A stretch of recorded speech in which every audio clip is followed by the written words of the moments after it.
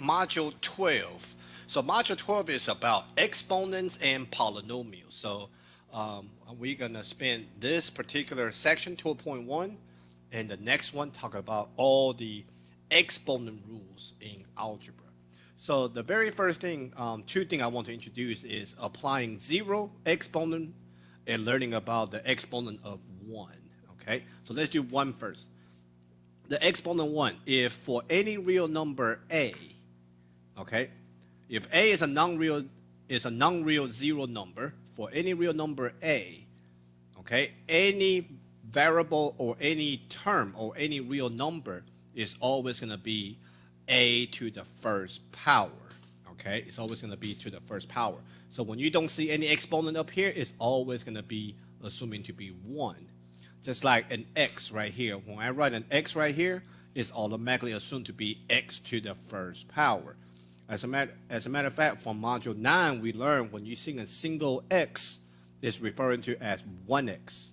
So now adding the exponent to it, a single letter x or single variable that you see is referring to 1x to the first power. Okay. So when you don't see an exponent, okay, it's actually automatically assumed to be 1 on the exponents. All right. The exponent 0. The exponent 0 says if a for any real number, for any real non-zero number, all right, anything to the 0 power is always going to equal to 1. All right. 0 to the 0 power is actually undefined. So this base a, okay, cannot be a 0. So for any other real number, anything to the 0 power is always 1. So why is that? Well, the reason why anything to the 0 power is 1 is just cause. Okay, just cause means this is a standard notation in mathematics. Standard notation simply implies that this is always going to be the answer. This is always going to be the way it is. So what's going on here is we have a number line for exponents and we have a number line for our answers. So it's a standard notation because we are saying if the exponent is 0, then on the answer number line, that will always be 1. That's our standard. Just like 0 on the number line, 0 is a neutral number. It's neither positive nor negative. Same kind of concept for 0 for exponent. 0 exponent always give you answer 1 because any exponent to the right side of the 0 exponent is referring to as positive exponent. So if my exponent if my exponent is positive, then it will always give me answers that are greater than 1.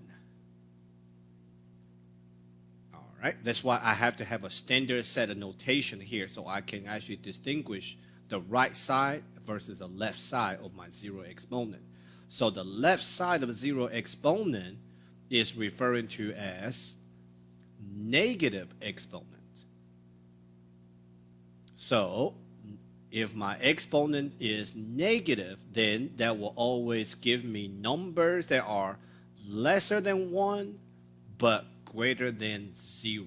You will always land answer that is between 0 to 1. Okay? Negative exponent does not make my answer negative. Negative exponents only give me answers that are between 0 to 1. All right, what kind of number between 0 to 1? Like 0 point something. If you have a 0 point something on the number line, that normally translates into proper fraction. Okay.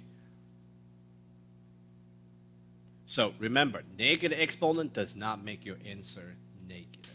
All right, negative exponent just simply give you answer there are 0 point something. All right, let's take a look at exponent real quick. Before I go over any other rules, I'd like to go ahead and talk about the way how we're supposed to look at exponents. Okay, so recall 2 to the third. Okay, 2 to the third means 2 times itself. 2 times itself 3 times. 2 to the third does not mean 2 times 3. It means 2 times itself 3 times. 2 is called the base. and the 3 is called the exponent. Okay? So my question here to you is, how do you know, when you see 2 to the third, how do you know 2 is the base? How do you know 2 is the base? When we read 2 to the third, we see 2 first. Okay? Then we see the exponent. However, when you see 2 to the third, how do you know 2 is called a base? The answer to this question is the exponent 3. How do you know what is my base, basically? The exponent 3 is actually sitting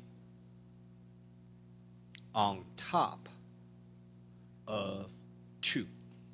Base. Think of a basement. Basement is always below the first floor. That's how you know which floor is the basement, because they got to be a floor. The first floor got to be above that.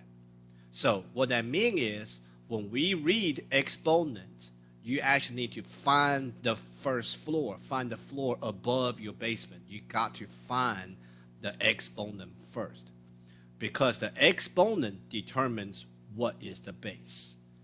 For example, what is the difference between negative 2 to the fourth versus negative 2 to the fourth that way? So both of them reads as negative 2 to the fourth power, but is written out differently. So this one on the left, negative 2 to the fourth power. If you look at this exponent 4, see the exponent first. This exponent 4 is on top of who? Is it on top of negative 2 or is it on top of the 2? And the answer is on top of the 2. Because literally 4 is on top of the 2 right here. So that actually make 2 is the base. All right. So that means whole times itself 4 times. It's actually 2 times itself 4 times. My base is what? Times itself 4 times. So that means what is up with this negative sign in front? That negative sign in front actually implies negative 1 times. So that means 2 times itself 4 times is 16. With a negative 1 time in front of that, that will make my answer negative 16. So let's look at this one on the right. Negative 2 whole thing to the fourth power. So now the exponent 4 is sitting on top of the entire negative 2. That's the reason why there's a parenthesis here to trying to indicate the exponent 4 is sitting on top of the entire negative 2. That means negative 2 is actually the base. So it's my base times itself 4 times. So this problem here on the right is literally negative 2 times negative 2 times negative 2 times negative 2. So negative 2 times negative 2 is positive 4. Another negative 2 times negative 2 is another positive 4. Positive 4 times positive 4 is why the answer is positive 16. Now, you and I both aware that I can put both of these problems in the calculator. It will tell me negative 16 and 16. But the point is not because the two answers have different sign. The point is the two problem has different base.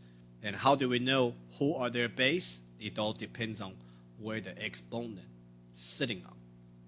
Okay? Remember, it's always going to be sitting on top of the base. Okay? So by knowing where what is the exponent, then we know who the base is. All right, so let's try these two problems here real quick. All right, here I got 6x to the 0 power. So if you see this 6x to the 0 power, remember now this exponent 0 is only top of the x. So if I covered up this 6 right here, anything to the 0 power is actually always 1. All right, but I have a 6 in front of it. So 6 times x to the 0 power. X to the 0 power become 1. 6 times in front of it will make my answer 6. Okay. Now this one on the right, the exponent 0 is sitting on the outside of an entire 5x to the negative 3 power. So any base to the 0 power is always going to be 1. So that's the answer. All right. So in this lecture video, we quickly talk about exponent 1 and exponent 0. And we kind of explain that For any real number a to the 0 power is always 1 because that's a standard notation, because that allows us to separate positive exponent versus negative exponent, and it shows where the answer will lie when I have a positive exponent versus a negative exponent. All right, positive exponent always going to give me answer greater than 1. Negative exponent will always give me answer that is between 0 and 1. And we also take a look at how we should read exponent. Okay, type of problem.